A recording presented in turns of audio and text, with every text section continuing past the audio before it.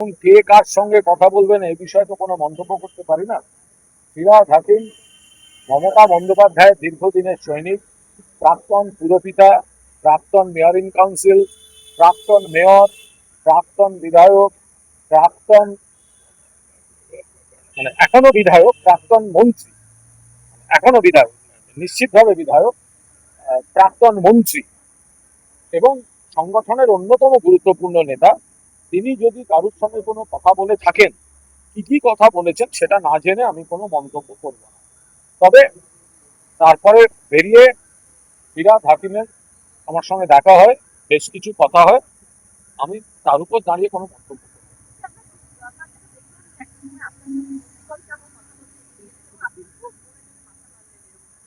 যেটা একেবারে আমি যেটা হতে পারে তারা হয়তো একটা অন্য শিবিরে আছে বা ইত্যাদি, কিন্তু কেউ যদি আমার সঙ্গে একটা কোনো কথা ব্যক্তিগত স্তরে বলে, যেটা আমি সম্মত হই বা না হই, সেটা এইভাবে বলাটা ঠিক।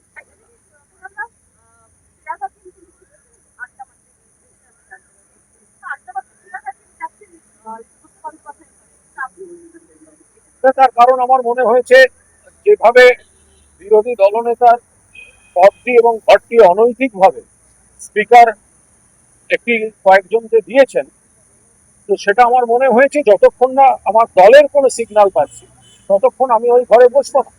কেউ না থাকলেও আমি একা আসবো, একা বসবো।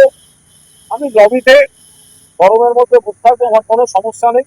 কিন্তু অনৈতিকভাবে যেটা দেওয়া হয়েছে, আমি এসির হাওয়া খাওয়ার জন্য সেই ঘরে আমি বসলাম। আবার বলছি, মমতা বন্দ্যোপাধ্যায়ের প্রবল আস্থাভাজন, তৃণমূল কংগ্রেসের পুরনো নেতা, মমতা বন্দ্যোপাধ্যায়ের পুরনো সৈনিক।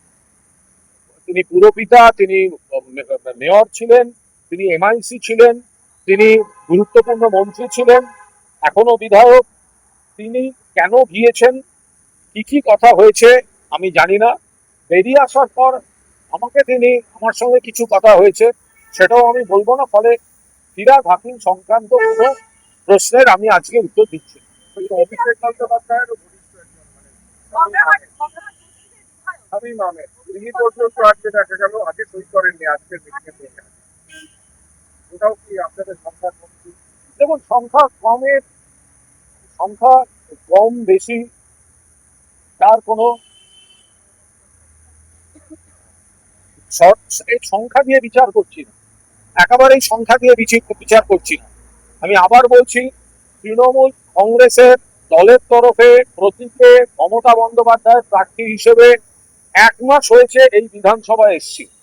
এখনই কোনো শিবির বদল বা অন্য কিছু এত বড় বিশ্বাসঘাতকতা করতে পারবো না।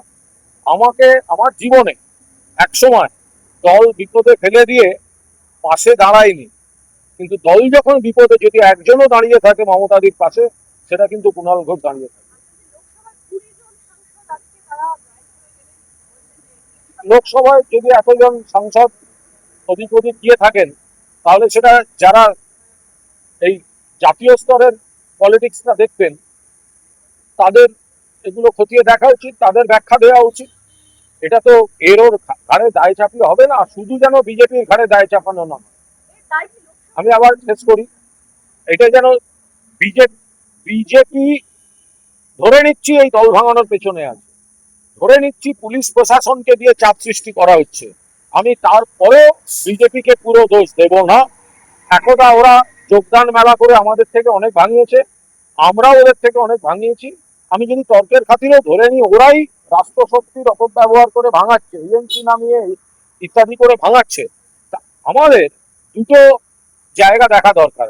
একটা হচ্ছে যারা ভাঙছে তারা কি কচি বাচ্চা, যে তারা সব চলে যাচ্ছে, কেন যাচ্ছে, কি জন্য যাচ্ছে, একটা প্রশ্ন সেখানে আসবে।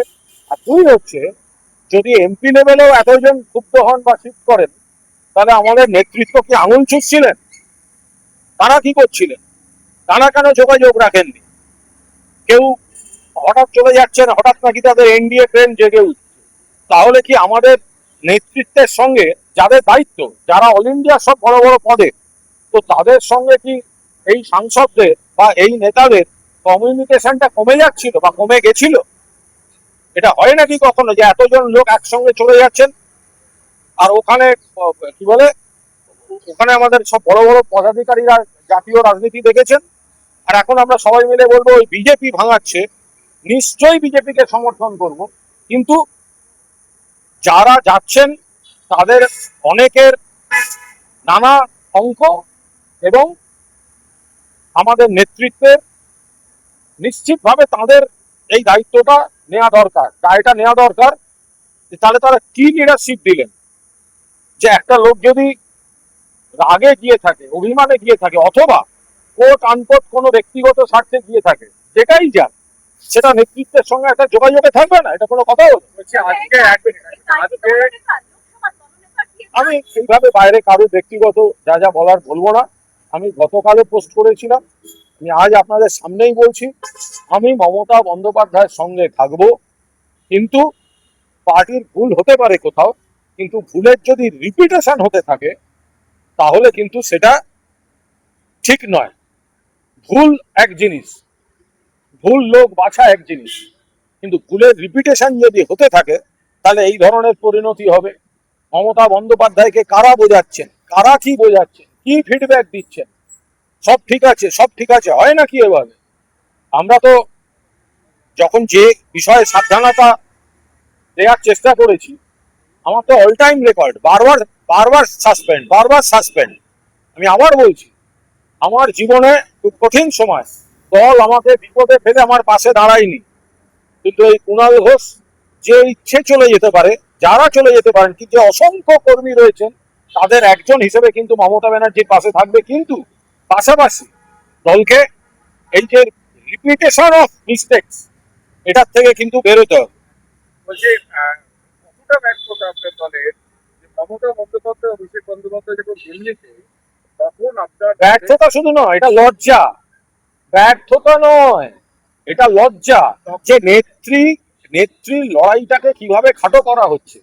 এই মমতা বন্দ্যোপাধ্যায় সিম্বলে যারা জিতেছেন, মমতা বন্দ্যোপাধ্যায় দলে যারা জিতেছেন, মমতা বন্দ্যোপাধ্যায়ের সঙ্গে ছবি তুলতেন যারা, হ্যাংলার মতো তুলেছেন অনেকে, তারা আজকে মমতাদি দিল্লিতে একবার মনে হলো না একটা ব্যক্তিগত কৃতজ্ঞতা বোধ বলে কিছু থাকে, তারা শুভেন্দু অধিকারীর সঙ্গে বৈঠক এবং তারা রাজ্যের এখনকার মুখ্যমন্ত্রীর সঙ্গে বৈঠক করছেন। তাদের ব্যাপার, আমি কাউকে কোনো ব্যক্তিগত আক্রমণ করতে চাই না, কিন্তু এটা মমতা বন্দ্যোপাধ্যায় শুধু নয়, গোটা দলের পক্ষে একটা লজ্জাজনক পরিস্থিতি। কারা করেছেন, কারা দেখছিলেন দল? হয় নাকি কখনো ফ্যান ক্লাব, সচিবের ফ্যান ক্লাব, ফ্যান ক্লাবের ফ্যান ক্লাব, ফ্যানের ফ্যানের ফ্যান ক্লাব, আর ওই ভিডিও দিয়ে বস বস বস, ইয়ার কি হচ্ছে? এই গোটা রেজাল্টটা হচ্ছে তার পরিণতি।